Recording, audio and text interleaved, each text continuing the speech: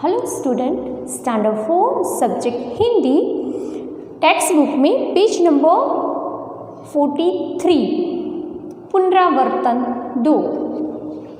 प्रश्न 1, हाथी के बारे में 4-5 वाक्य लिखिए। यहाँ मैं आपको बोल देती हूँ कि हम क्या क्या लिख सकते हैं हाथी के बारे में। तो हाथी एक जंगली जानवर है, वो जंगल में पाए जाते हैं। अगर हम चाहें तो हाथी को अपने पास रखकर उसे ट्रेन कर सकते हैं। हाथी की 2 आँखें, 2 बड़े कान, 4 बड़े पैर, छोटी पूँछ, 1 सूंड, 2 दंत सूल, 2 छोटी आँखें होती है। हाथी क्या खाता है? तो हाथी पेड़ और डालियों के पत्ते खाता है, उसे फल पसंद होते हैं। हाथी अपनी सूंड से खाता है। ये सब कुछ हम लिख सकते हैं। अभी मैंने आपको ओरली बता दिया, फिर बाद में मैं आपको इसकी एक फ़ोटो भेज दूँगी। अगर ऐसा भी कर सकते हैं कि हमें वो सुथार, बढ़ई, दर्जी और सिपाही के बारे में लिखना है तो वो 3 और हाथी, चारों को मैं आपको एक एक्स्ट्रा वीडियो बना के दे दूँगी। ऐसा कर सकते हैं आप। हाथी के बारे में पहले भी हमने बोला है, लिखा नहीं है, तो उसमें से अगर आप चाहें तो आपकी जो काव्य है उसमें से आप लिख सकते हैं, कविता है उसमें से। ओके। प्रश्न 2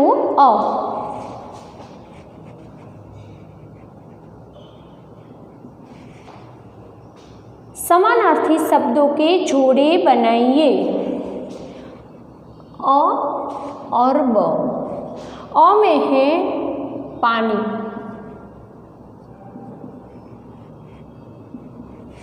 जोड़े बनाइए, मानी मैच कीजिए। आसमान,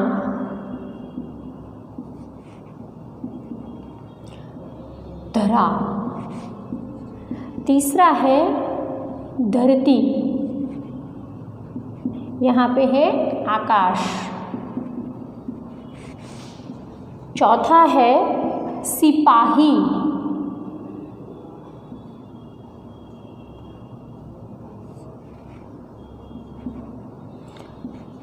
जल। समानार्थी शब्द मानी सिमिलर वर्ड्स। पानी, पानी मानी जल, इसके साथ इसे हमें जोड़ना है। आसमान, आसमान मानी आकाश। धरती, धरती को हम धरा, पृथ्वी कुछ भी कह सकते हैं। सिपाही, सिपाही मानी सैनिक। ऐसे हमें जोड़ना है सिमिलर वर्ड्स को, समानार्थी शब्द को। इसका ब है, पहले विरोधी शब्द ढूंढकर उसका वाक्य में प्रयोग कीजिए। पहला है नीचा,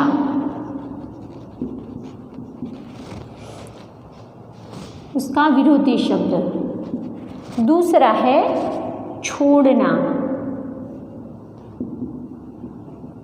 उसका विरोधी शब्द। तीसरा है आसमान, उसका विरोधी शब्द या विलोम शब्द कह सकते हैं हम उसे।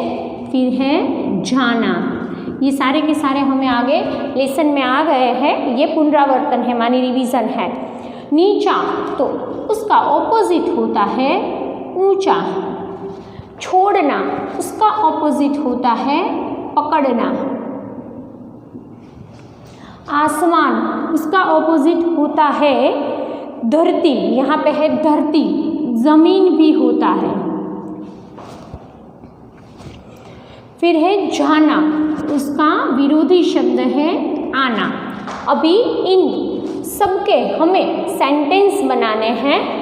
हम जो चाहे वो सेंटेंस बना सकते हैं। पहला है नीचा, तो उसका एक सेंटेंस बनेगा यहाँ पे, पहले का पहला। आप अगर आपकी होमवर्क की नोटबुक में चाहे तो पहले ये लिख दे, उसके नीचे उसके 2 सेंटेंस लिख दे। दूसरा लिखे, फिर उसके नीचे 2 सेंटेंस लिखे, ऐसे लिख सकते हैं। तो पहला हमने लिख दिया नीचा ऊंचा, अभी उसके नीचे ही हम उसके सेंटेंस लिख रहे हैं ताकि आपको समझ में आए कि हमने इसी वर्ड्स के सेंटेंस लिखे हैं। आप इसमें ये लिख सकते हैं क्योंकि स्पेस है। फिर नोटबुक में क्या करें, नीचा ऊंचा लिखें और फिर उसके नीचे ही उसके सेंटेंस लिख दें।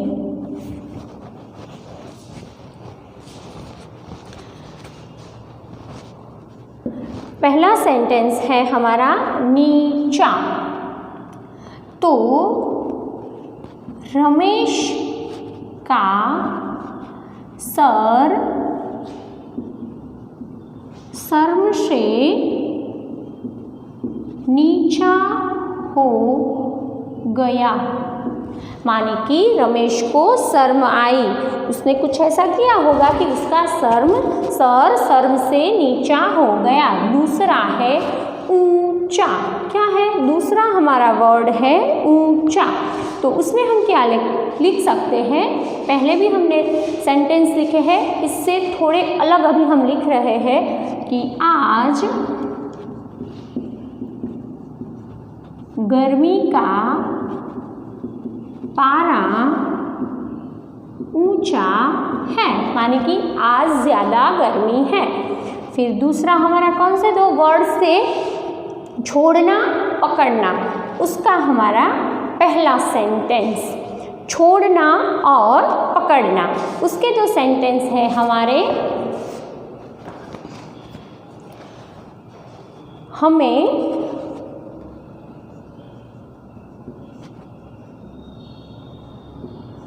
अच्छा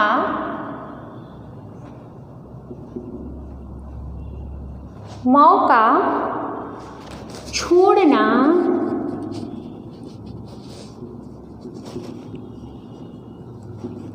नहीं चाहिए।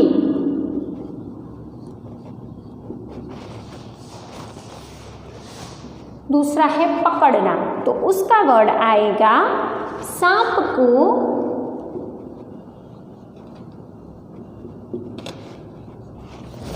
पकड़ना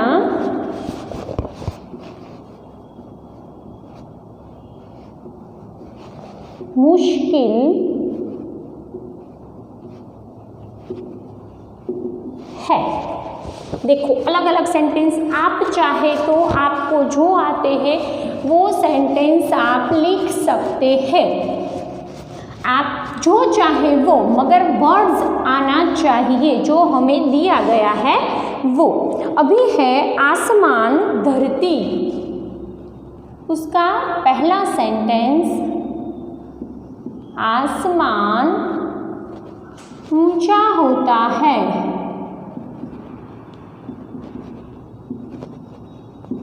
या ऐसा भी लिख सकते हैं कि आसमान का रंग हरा होता है, आसमान में सूरज चमकता है, आसमान में तारे होते हैं। आसमान मॉनसून माने कि बरसात की ऋतु में काला दिखता है बादलों की वजह से। कुछ भी जो चाहे, वर्ड कौन सा आना चाहिए हमारा, आसमान। अभी है धरती, दूसरा कौन सा वर्ड है, धरती। तो हम लिख देंगे धरती हमारी माता है। अभी हमारा चौथा है आना जाना, तो हमें बाहर जाना है, हमें राजकोट जाना है, हमें सब्जी लेने जाना है। कहीं भी कौन सा वर्ड आना चाहिए, जाना। और दूसरा है आना, मुझे अंदर आना है। देखो यहाँ पे आना जाना दो वर्ड्स ऑपोजिट है, और अंदर बाहर वो भी वर्ड्स दोनों ऑपोजिट है। अभी हमने ऑपोजिट वर्ड्स लिख दिए, उसके सेंटेंस बना दिए। अभी हम क्या करेंगे पता है, क्वेश्चन नंबर है हमारा 3।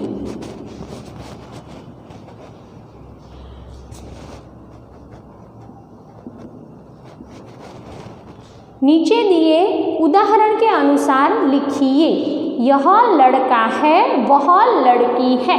माने कि यहाँ हमें जेंडर चेंज करनी है, जाति है वो बदलनी है, जाति बदलो।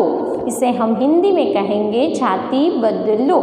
उदाहरण है यह लड़का है यह लड़की है। आपको एग्जाम्पल दिया गया है, आपको ऐसा नहीं कि कहा गया कि चेंज द जेंडर, मगर ये जेंडर चेंज है।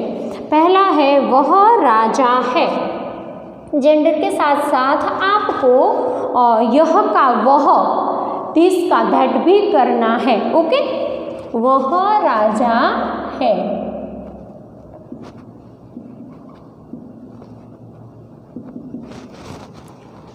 सामने आपको ब्लैंक दी गई है। दूसरा है यह शिक्षिका है,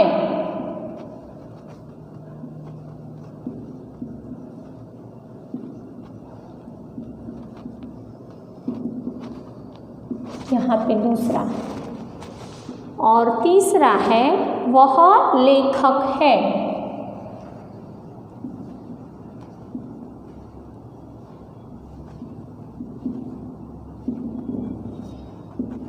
तीसरा।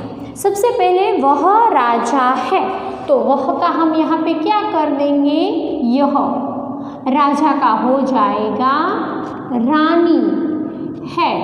जेंडर चेंज करनी है, उसके साथ वह का यह भी करना है। यह शिक्षिका है, तो यहाँ पे आ जाएगा वह शिक्षक है। अभी है वह लेखक है, तो उसका आ जाएगा यह लेखिका है।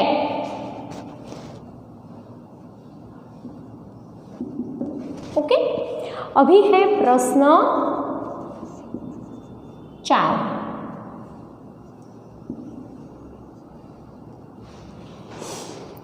उदाहरण के अनुसार वाक्य प्रयोग कीजिए।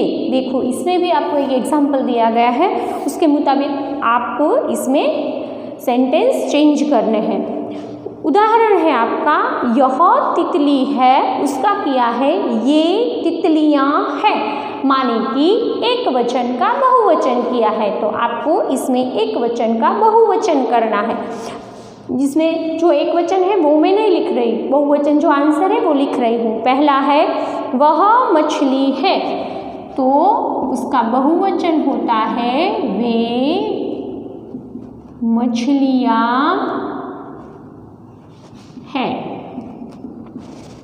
देखो, वह का क्या हो गया, वे, मछली का मछलियाँ हैं, है के ऊपर अनुस्वार आएगा। दूसरा है यह लड़की है, तो यह का बहुवचन ये, लड़की का लड़कियाँ,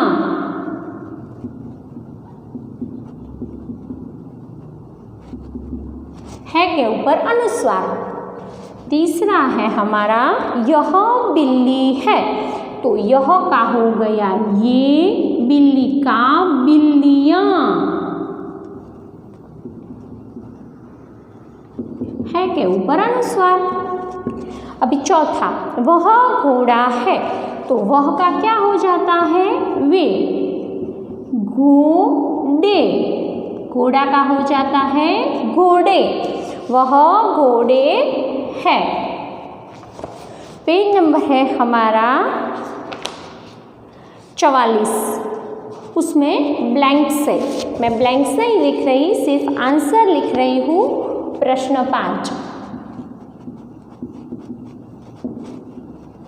पहली ब्लैंक है डैश तितलियाँ हैं, तितली नहीं है, तितलियाँ है, तो वो हमारा बहुवचन है, तो आएगा ये तितलियाँ हैं, इसका आंसर है ये।